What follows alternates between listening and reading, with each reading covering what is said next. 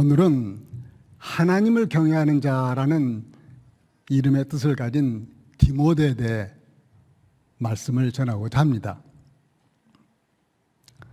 우리가 사는 동안에 하나님께서 주시는 큰 축복이 있는데 그것은 서로가 신뢰할 수 있는 사람을 만나는 것입니다. 그 사람은 배우자일 수도 있고 좋은 스승이나 친구일 수도 있습니다. 우리가 잘 아는 디모데는 바로 하나님께서 사도 바울에게 주신 큰 선물과도 같은 사람이었습니다. 사도 바울은 첫 번째 전도 여행을 마치고 안디옥 교회로 돌아와서 그곳에서 여러 해 동안 말씀을 전하고 있었는데 다시 두 번째 전도 여행을 떠나기로 결정합니다. 이렇게 두 번째 전도 여행이 시작되었는데 오늘 본문 1절을 보면 바울이 더베와 루스드라에도 이름에 거기 디모데라 하는 제자가 있으니 그 어머니는 믿는 유대 여자요 아버지는 헬라인이라. 여기서 더베와 루스드라는 전에 바울과 바나바가 첫 번째 전도 여행 할 때 마지막으로 방문했던 것으로 이제 바울이 다시 방문하던 중이었습니다. 여기서 디모데라는 젊은 제자가 등장합니다. 청년 디모데는 믿음이 깊고 신실하여 루스드라와 이고니온에 있는 형제들에게 칭찬받는 자라는 평을 받고 있었습니다. 하나님께서는 참 믿음의 사람 디모데를 바울의 두 번째 전도 여행 중에 루스드라에서 만나게 하십니다. 그런데 이 루스드라는 바울이 첫 번째 전도 여행 때 나면서부터 안진뱅이로 걸어본 적이 없는 사람을 만났던 곳입니다. 그 당시 그 사람이 바울의 말하는 것을 듣고 있었는데 바울이 그를 보니 구원받을 만한 믿음이 그에게 있는 것을 보고서 큰 소리로 너 발로 바로 일어서라 이렇게 말하자 그 사람이 일어나 걷게 됩니다. 이것을 목격한 사람들은 신이 사람의 모습으로 내려왔다고 하며 바울과 바나바를 위해 제사를 드리려고까지 했습니다. 그것은 바울과 바나바에게는 참으로 끔찍한 일이었습니다. 그래서 바울과 바나바는 복음을 자세히 설명하면서 그러한 행위를 겨우 막았습니다. 그런데 그때 안디옥과 이고니온에서 바울과 바나바를 괴롭히며 쫓아냈던 유대인들이 루스드라까지 쫓아와서 군중들을 선동합니다.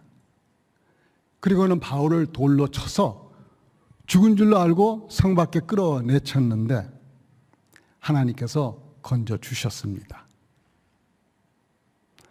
그런데 바울에게는 아직 감당해야 할 사명이 남아 있었기 때문에 다시 루스드라로 들어갔다가 이튿날 더베로 가서 복음을 전합니다. 그 결과 그곳에서 전해진 복음으로 많은 사람들이 제자가 되었고 그 가운데 디모데와 같은 믿음의 사람이 자라고 있었습니다. 이러한 바울의 복음의 열정과 고난을 디모데는 보았을 것입니다. 디모데후서 3장 11절을 보면 안디옥과 이고니온과 루스드라에서 당한 일과 또 내가 어떤 박해를 받았는지 그대는 따라다니면서 다 보았겠지만 주님은 그 모든 어려움 가운데서 나를 건져주셨습니다 하며 바울은 그때를 회상하며 로마 감옥에서 마지막 편지를 디모데에게 보냈습니다. 이런 바울의 믿음을 본받아 디모데는 주님을 더욱 신뢰하며 목회 사역을 이어나갔을 것입니다. 디모데는 젊은 청년으로 거짓이 없는 믿음을 간직한 충성스러운 사람이었지만 바울은 디모데를 더 성숙하도록 이끌어주고 하나님의 큰 일꾼으로 세워주고 싶었을 것입니다. 그래서 바울은 디모데를 영적인 아들로 받아들이고 복음을 함께 감당할 신실한 동역자로 세워갑니다. 참으로 축복받은 좋은 만남이 이루어진 것입니다. 세상은 스펙이나 배경을 보지만 하나님은 작은 자리에서 일구어낸 신실한 태도를 보십니다. 그렇습니다. 매일의 삶에서 나타나는 성실함과 인품이 사실은 하나님께 쓰임받을 수 있는 가장 확실한 준비인 것입니다. 그러므로 우리도 세상과 교회 공동체 안에서 우리의 믿음과 성실함이 드러나는 성도들이 다 되시기를 바랍니다. 그래서 우리 자신들이 누군가에게 하나님의 선물과 같은 사람이 되어 누군가의 진실한 사람이 되고 또한 누군가에게 영적인 스승이 되었으면 합니다. 이제 본문 1절 후반전에 보면 그 어머니는 믿는 유대 여자요 아버지는 헬라인이라. 이러한 가정의 배경은 디모데가 유대 문화와 헬라 문화에 모두 익숙하여 문화적 장벽을 넘어 이방인에게 복음을 전하는데 유리했을 것입니다. 그래서 바울은 디모데를 전도 여행에 데려가고 싶었습니다. 그런데 그 지역의 유대인들이 디모데의 부친이 헬라인이라는 것을 알고 있었습니다. 그래서 3절을 보면 바울이 그를 데리고 떠나고자 할새 그 지역에 있는 유대인으로 말미암아 그를 데려다가 할례를 행하니 이는 그 사람들이 그의 아버지는 헬라인인 줄 다 알미러라 하였습니다. 그런데 바울은 예수 그리스도를 믿음으로 구원을 얻는다는 복음의 본질을 말해왔고 예루살렘 공의회를 통해 구원을 위해 할례가 필요 없음을 선포한 직후였습니다. 그러면 왜 디모데에게 할례를 행했을까요? 할례는 유대인에게 하나님의 백성이라는 정체성을 나타내는 중요한 표징이었습니다. 그러나 디모데에게 할례는 구원의 조건도 의무도 아니었습니다. 단지 복음을 전하는데 불필요한 걸림돌이 되지 않도록 자신의 권리를 내려놓는 선택이었습니다. 이렇게 디모데는 할례를 받음으로 유대인 가운데서 직접적인 방해를 받지 않고 하나님의 일을 할 수 있게 된 것입니다. 우리도 복음의 핵심 진리는 절대로 타협할 수 없지만 영혼을 얻기 위한 수단과 방식은 유연해야 하겠습니다. 내가 맞아라는 자존심이나 권리를 내려놓고 상대방의 눈높이에 맞춰 다가가는 복음의 유연성과 자기 희생이 오늘날 우리에게도 꼭 필요합니다. 이제 할례를 받은 디모데는 바울 일행과 합류하여 여러 도시를 다니면서 예루살렘에 있는 사도들과 장로들이 작정한 규례를 전하며 지키게 했습니다. 사도와 장로들이 작정한 규례는 사도행전 15장 20절을 보면 다만 우상에 더러운 것과 음행과 목매어 죽인 것과 피를 멀리하라는 것으로 이 규례들은 이방인 신자들에게 구원을 얻기 위한 율법 준수를 요구한 것이 아니었습니다. 유대인과 이방인이 한 공동체 안에서 서로를 배려하고 하나 되기 위한 것이었습니다. 그래야 교회들은 믿음이 더 든든해지고 날마다 그 수가 불어났습니다. 이렇게 디모데는 아시아 여러 지역에서 바울과 함께 복음을 전하며 점점 신실한 동역자로 성장합니다. 그리고 고린도에서도 바울 곁에서 동역자로 활동합니다. 바울의 제3차 선교 여행 때에도 디모데는 바울이 여러 교회들을 다 갈 수 없을 때 대신 가서 보살피기도 합니다. 예를 들면 고린도전서 4장 17절에 이로 말미암아 내가 주 안에서 내 사랑하고 신실한 아들 디모데를 너에게 보내었으니 그가 너희로 하여금 그리스도 예수 안에서 나의 행사 곧 내가 각처 각 교회에서 가르치는 것을 생각나게 하리라 하였습니다. 그런데 여기서 바울은 디모데를 주 안에서 내 사랑하고 신실한 아들이라고 부르고 있습니다. 빌립보서 2장 22절에 보면 여러분도 디모데의 인품에 대해서는 이미 알고 있을 것입니다.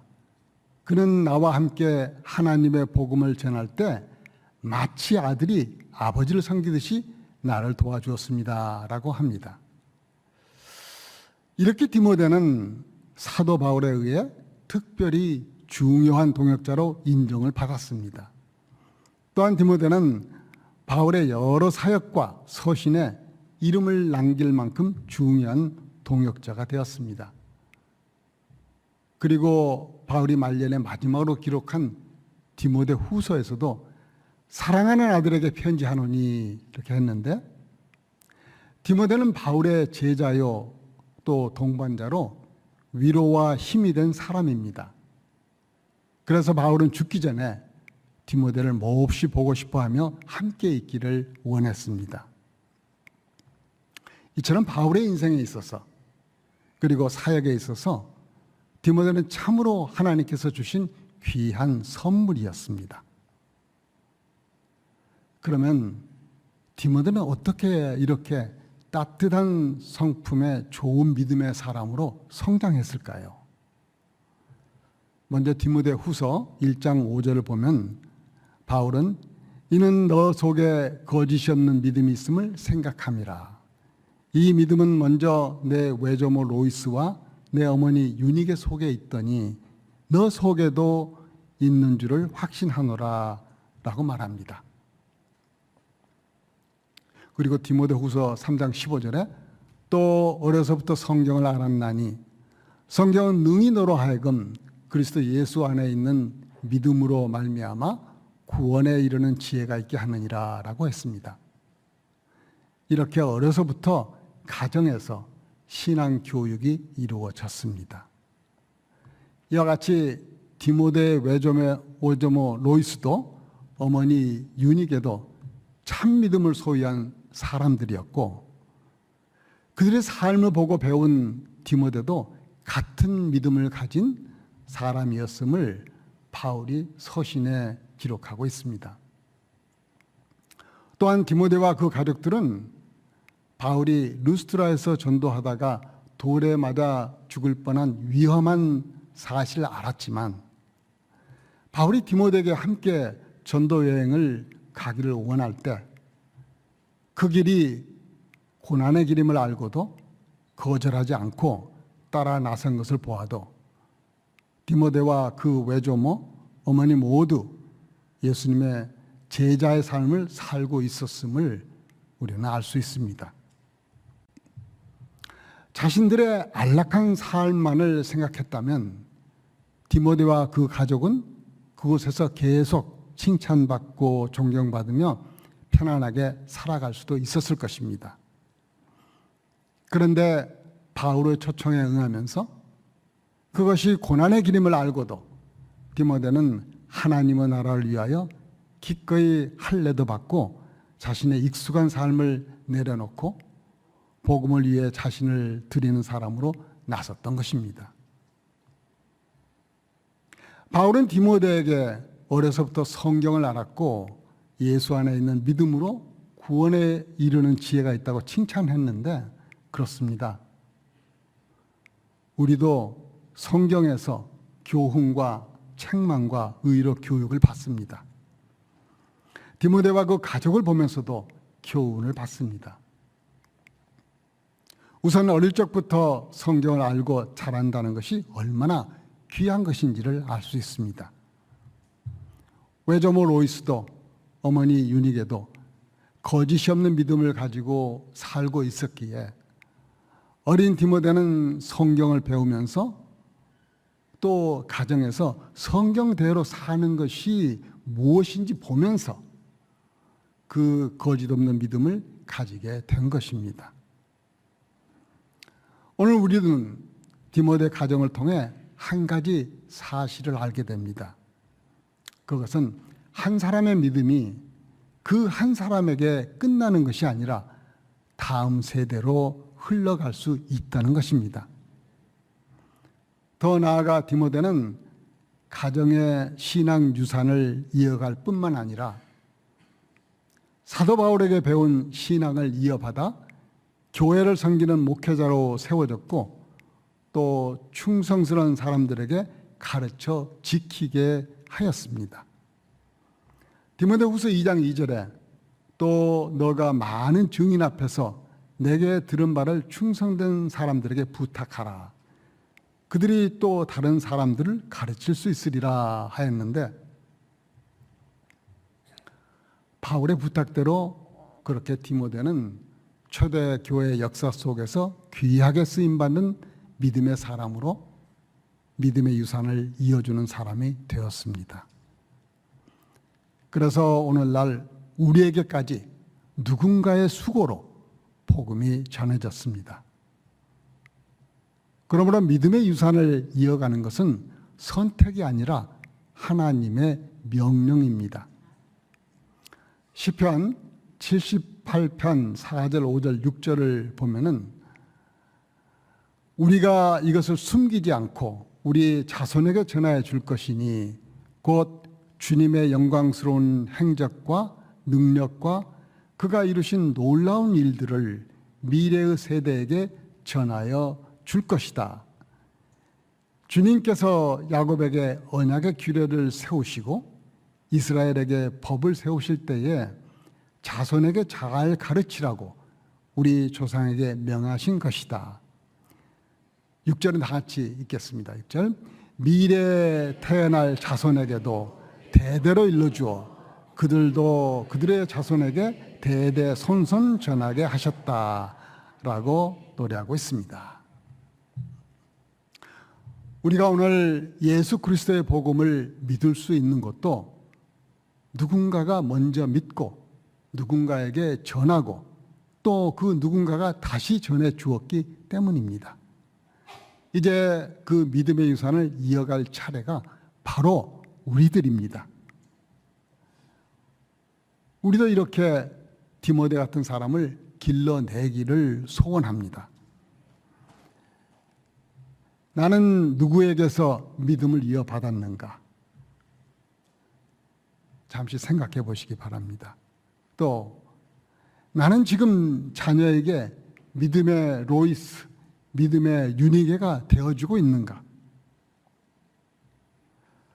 그러려면 우리 자신이 먼저 성경을 가까이 하고 말씀을 마음에 품고 예수님의 제자로 살아가야겠습니다. 가정교육은 말이 아니라 삶으로 보여주는 것이기 때문입니다. 그런데 오늘날 많은 가정에서 믿음의 유산이 이어지지 못해 젊은 세대가 교회를 떠나고 부모들은 나는 믿음을 가지고 있는데 자녀는 믿지 않는다고 아픔을 호소합니다. 그러므로 가정에서 자녀들과 짧게라도 함께 말씀을 전하는 시간을 가지십시오. 그리고 직장과 일상에서 그리스도인으로서의 신실한 평판을 얻도록 노력하시기 바랍니다. 가정에서뿐만 아니라 교회 안에서도 내 주장과 내 권리를 내려놓는 유연함을 가지고 다음 세대를 성경적 가치관으로 바르게 양육하는 데 힘을 쏟아야 하겠습니다. 그리하여 디모데와 같은 거짓 없는 참된 믿음을 자녀들에게 또한 다음 세대에게 물려주는 저와 여러분이 다 되시기를 축원하며 말씀을 마치겠습니다.